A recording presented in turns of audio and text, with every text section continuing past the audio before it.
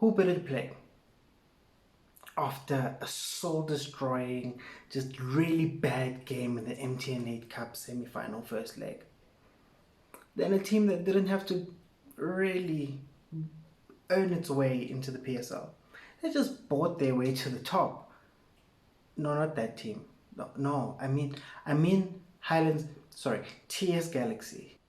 I mean, new team, new Murabaraba inspired kit, and an owner that just loves wearing that hat everywhere, indoors, outdoors. He probably even sleeps with it. Surely this would be the perfect team to smack up, gain some confidence, then go into the match versus Pirates and beat them 7-0. Little did we know that Coach Dan had already taught his team how to dance. And our team, well. Anyway, jokes aside, TS Galaxy played so well. In particular, their two wingers, Bata and Nyama. Bata caused all kinds of havoc on his side, especially when up against a newly brought into the first team Moliko, who played a lot like what his surname is. I mean, he just seemed slow, he seemed unfit, and he just seemed unready to be in the team. Almost like he was just brought in because we just had a really bad game. I mean, we've tried Rama there, now Moliko's there, and it just didn't work out. He even gave away a penalty that we were lucky to survive. On the other hand, Nyama was having the time of his life with Zulu, beating him pretty easily during all of their attacks. All in all, the most impressive thing about Coach Malisela's team is that they play such great, confident football. So mature. I mean, if you didn't know who the two teams were, you'd probably think TS Galaxy is the 51-year-old club with more trophies than Orlando Pirates and Sundowns. I just have to put it in. It makes me feel good. We were super lucky to escape with just a 0-0 draw after another lackluster, very bad display. But because the torture doesn't end, we packed our bags and went back to face Pirates in the second leg of the MTN 8 semi-final. This time we only conceded 2. So, progress. Unlike the game against Tim Sugazi's Jomo Cosmos, this joke works because Jomo bought Highlands Park to form Jomo Cosmos. The team, not the status, Tim. A better team not only plays better, but also takes their chances, which Pirates did, with 2 goals coming from Makarine and Mtambo. The only meaningful thing I can say about Chiefs from that match was that we got a red card in the 94th minute. Matoho. That makes it 5 games. 5 whole games where we have not scored a goal. The last time we scored was when Chipo was helping us. Look, I don't mind losing. It's part of the game. But how we lose is also super important. I mean, we just saw Coach Malisela's team, which he's had for around the same amount of time that Gavin has had, his team, play amazingly. He implemented the style, and the boys went out and they're playing confidently.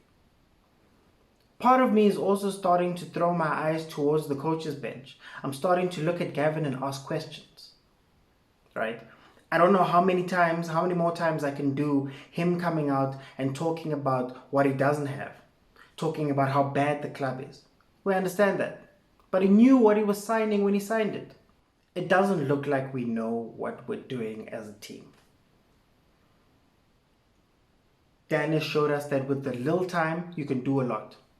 I mean, even Pirates has showed us that, hey, you can win even though your coach only finds out the starting lineup at the stadium.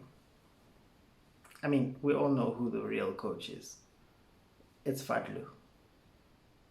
Worse still, and a bigger indictment on whatever Gavin Hunt is doing, these players, for better or for worse, finished second last season, ahead of Pirates.